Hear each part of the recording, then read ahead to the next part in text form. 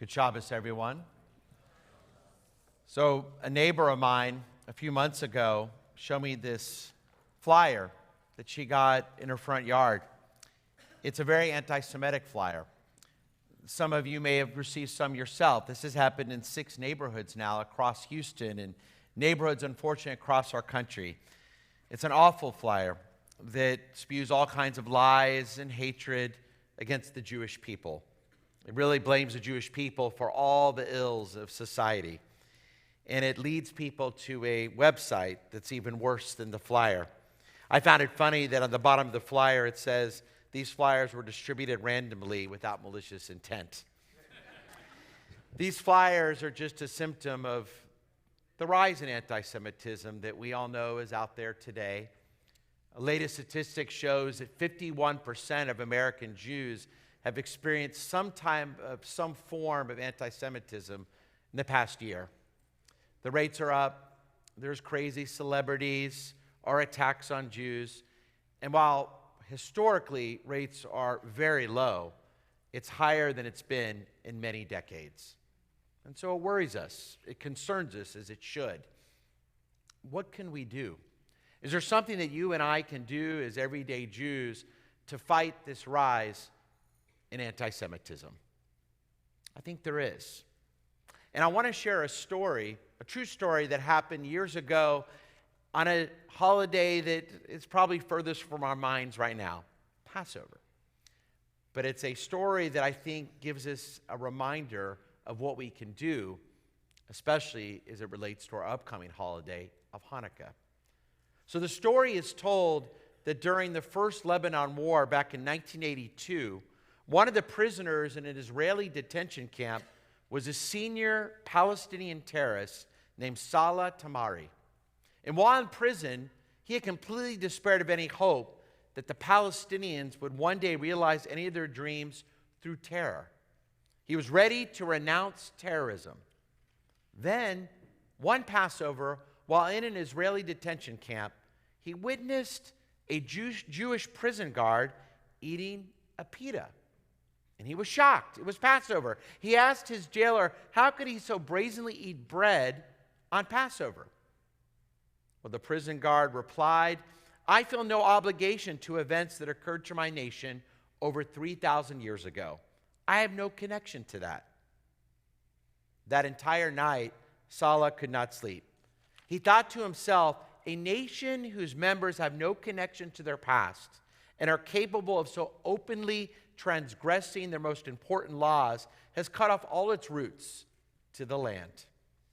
He concluded that night that indeed the Palestinians could achieve all their goals through terrorism. And from that moment, he determined to again become a terrorist because he saw us again as a nation that had no connection to its roots. And he goes on to relate how he shared this insight with tens of thousands of his colleagues. All were convinced. And this terrorist breathed new life into the terror war against Israel. All done by the pita in the mouth of just one Israeli prison guard on the holiday of Passover. It's been said the only way to fight anti-Semitism is to promote that which the anti-Semite wants to crush, Jewish vitality. And I want to repeat that because I think it's such an important idea. The only way to fight anti-Semitism is to promote that which the anti-Semite wants to crush, Jewish vitality. My friends, Hanukkah comes at the perfect time. As we see this rise in anti-Semitism, it may be easy to respond by hiding in our homes, putting our Judaism away, hiding the fact that we're Jewish, being as less Jewish as we can, not to draw the attention of any potential anti-Semite that we may encounter on a daily basis. But if we do that, that's exactly what the anti-Semite wants us to do. The anti-Semite wants to get rid of Judaism. He or she doesn't want to see Jews. He or she doesn't want to see Judaism thrive. He or she doesn't want to see bar mitzvahs, Jewish day schools, synagogues like ours. The anti-Semite wants to see Judaism disappear. But Hanukkah comes around in this dark time of year to remind each and every single one of us, don't do what the anti-Semite wants you to do.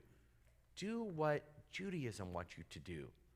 In response, be even more Jewish. In response, celebrate Hanukkah even more openly and proudly, just like the Maccabees did so long ago. Hanukkah is there to remind us this holiday is all about standing up for our Judaism.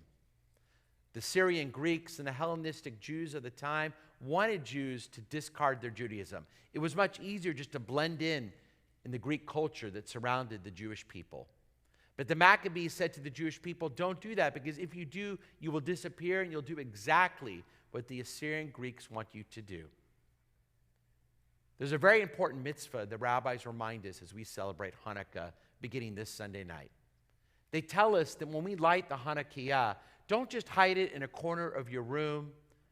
Instead, take that Hanukkah, and whether it's the first night or the 8th night, and you know where you're supposed to put the Hanukkah? In the window. Persume Nisa. It's to advertise the miracle, to tell the world around you, no matter how scared we may be to advertise that miracle, don't be afraid. Put that lit Hanukkah in the windowsill or on the doorstep, and let all those who pass by remember the great miracle that God performed for our people so long ago. And more importantly, remind all those who pass your homes this Sunday night and through the 8 nights of Hanukkah, I am proud to be Jewish. I'm still proud to be Jewish. I'm even more strongly proud to identify with my customs and my traditions. This Hanukkah, let us all remember that anti-Semites will come and go, that the empires who wish to destroy us will come and go, but we Jews will always be here. And let us never be afraid to continue to announce that proclamation with pride, especially this Hanukkah. Happy Hanukkah, everyone, and good Shabbos.